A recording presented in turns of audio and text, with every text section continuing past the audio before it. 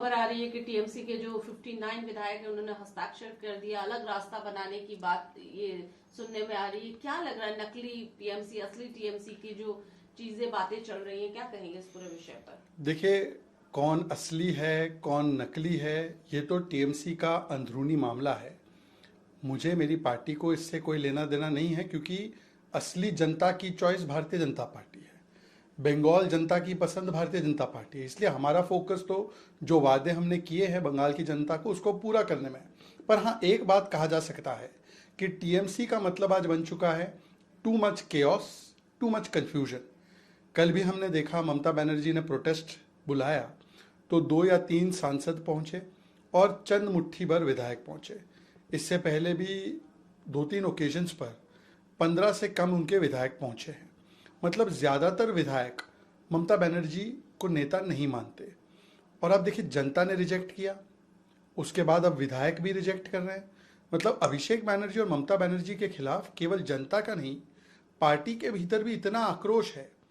तो अब ये सिग्नेचर फोर्जरी पे उतरा है और उन्होंने सिग्नेचर अपने ही विधायकों की फोर्ज की। हमने तो सुना था कि भाई जमीन चोरी, जॉब चोरी किया है, अब सिग्नेचर चोरी की। तो निश्चित रूप से जिनके पास संख्या बल है वो अपनी संख्या बल दिखाएगा। पर परिवारवादी पार्टीज के साथ यही होता है, जब पुत्र मोह में आप जाते हो, सन को राइज कराने के चक्कर में, अपने सन SON को, तो पार्टी का SUN सन सेट हो जाता है। ये आप एनसीपी शरद पवार में भी देखिए, ये आप आरजेडी में देखिए, डीएमके में देखिए या टीएमसी में देखिए। दूसरी तरफ ये लग रहा है, ये जो ये कह रहे हैं कि 2/3 मेजोरिटी हमारे पास है, लग रहा है खेला होगा वाली परिस्थिति हो गई क्या यहाँ पर भी? देखिए, ये कंप्लीटली टीएमसी का अंदरूनी मामला है। इसमें किसके पास कितनी संख्या है, हमारे पास 200 से अधिक विधायक है। इसीलिए ना हमें किसी की आवश्यकता है। ये टीएमसी को देखना है कि उसके नेतृत्व में क्या कमजोरी है, जिसकी वजह से लोग एक नो कॉन्फिडेंस मोशन पारित कर रहे हैं ममता बनर्जी और अभिषेक बनर्जी के खिलाफ। पहले जनता ने किया, उनको चुनाव बुरी तरह से हराकर, और अब उनके सांसद और विधायक अगर कर रहे हैं तो ये दिखाता है कि जन जन में भी और जन प्रतिनिधि में भी अभिषेक जी और ममता बनर्जी जी के लिए कोई भी विश्वसनीयता नहीं बची है। कर्नाटका में जिस तरीके से डीके शिव कुमार का बयान आता है कि आला कमान सब तय करेंगे, हाई कमान से आएगा आदेश मंत्रिमंडल का भी, क्या कहेंगे इस पूरे विषय देखिए, पर? इतनी दुर्भाग्यपूर्ण बात है कि कर्नाटका जैसे महान राज्य के निर्णय बंगलुरु में नहीं हो रहे हैं, जनपद के बंगले में हो रहे हैं, राहुल के बंगले में हो रहे हैं। कौन मंत्री बनेगा ये डीके शिव कुमार ही बोल रहे हैं कि हाईकमांड तय करेगा। मतलब कि जैसे एक रिमोट कंट्रोल पीएम था मनमोहन सिंह के रूप में, या रिमोट कंट्रोल प्रेसिडेंट है खड़गे जी के रूप में, वैसे रिमोट कंट्रोल सीएम होंगे, क्योंकि यहां से फैसला होगा दिल्ली से कि मंत्री कौन बनेगा। मतलब कर्नाटका की जनता की इतनी उपेक्षा, इतनी अनदेखी। पहले ही वहां पे सड़कों का हाल बुरा है, कानून व्यवस्था का हाल बुरा, इंफ्रास्ट्रक्चर इकोनॉमी का हाल बुरा, महिला सुरक्षा का हाल बुरा।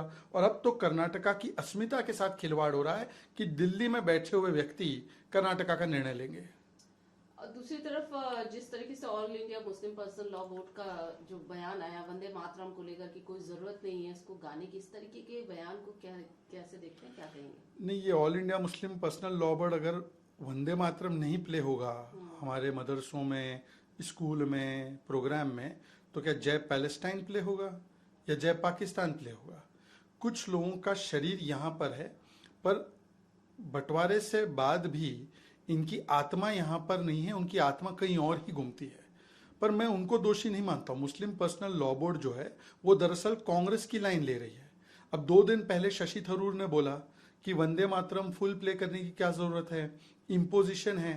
तो नेहरू जी ने वंदे मातरम को 2 टुकड़ों में काटा मुस्लिम लीग के चक्कर में, और आज मॉडर्न मुस्लिम लीग जिसके साथ कांग्रेस सहयोग में है केरलम में, उनके दबाव में ये लोग विरोध करते हैं। टीएमसी, समाजवादी पार्टी, MIM, मुस्लिम पर्सनल लॉ बोर्ड, जमात, सब विरोध करते हैं। और ये आयरनी की बात है कि यूसीसी का विरोध, संविधान का विरोध, 3 तलाक के फैसले का विरोध, शाहबानू का विरोध और आतंकियों के पक्ष में खड़े होते हैं, और वंदे मातरम का भी विरोध करते हैं।